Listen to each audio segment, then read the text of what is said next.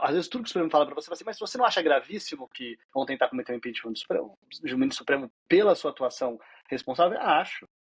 Mas eu também acho gravíssimo que os ministros supremos resolvam, um ministro supremo individualmente resolva interpretar a lei, a Constituição, de uma maneira absolutamente extravagante para pedir que isso aconteça em qualquer caso. Isso também é gravíssimo. E a gente às vezes fica, e eu diria que esse ano, nos últimos anos, no meio da polarização política do Brasil, o Supremo, na lógica da polarização, parece que se colocou nessa situação em que, assim, ou você defende o tribunal em tudo que eles fazem, o tribunal de maneira coletiva e individualmente, porque são duas coisas diferentes, e a atuação individual dos seus ministros, ou você é alguém que ou está de má fé, digamos, ou está aliado às pessoas que atacam a instituição, ou você é um ingênuo, né? Alguém que vive em algum gabinete aí, essa é a realidade do mundo. Quando, na verdade, muitas dessas críticas têm a ver com pessoas defenderem essa instituição, se preocuparem com ela, quererem que ela esteja saudável, inclusive para resistir a esses ataques.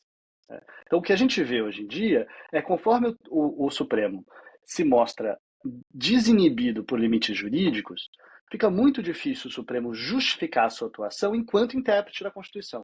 Esse eu diria que é o marco do Supremo de hoje em dia. Quando a gente fala vocês falam de perder a inocência, por muito tempo, o tribunal, não é que o tribunal não fosse político, sempre foi político.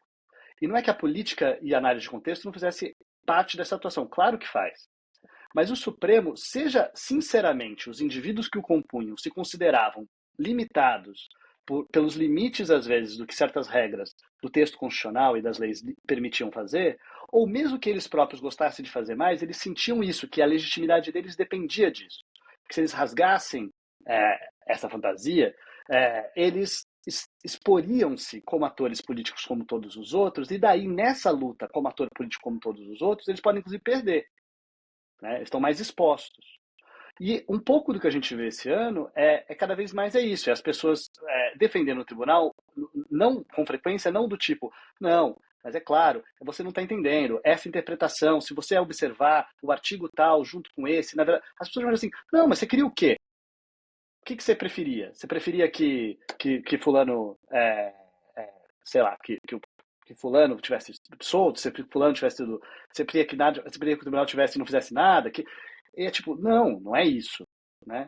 E eu acho que esse é um pouco o contexto que a gente vê e que eu estou falando disso até porque eu acho que conecta todas as coisas, conecta esse grande tema, o ano termina, né, com Bolsonaro preso, a gente tem generais presos, a gente vê a cassação, né, nessa interação, a gente vê assim, a cassação de pessoas que participaram ativamente dessa defesa, porque se a gente termina com a cassação de Eduardo Bolsonaro é alguém que passou o ano numa missão fora do país, basicamente dedicado a tentar utilizar de sanções internacionais ou tentando mobilizar os Estados Unidos especificamente e outras redes para que isso servisse de alguma maneira para inibir o tribunal de fazer ou punir o tribunal por ter feito aquilo que ele fez.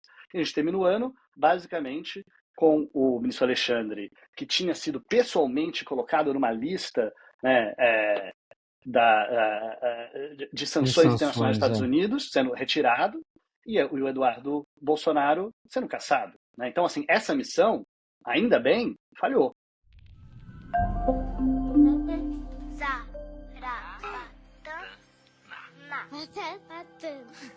Zarabatana.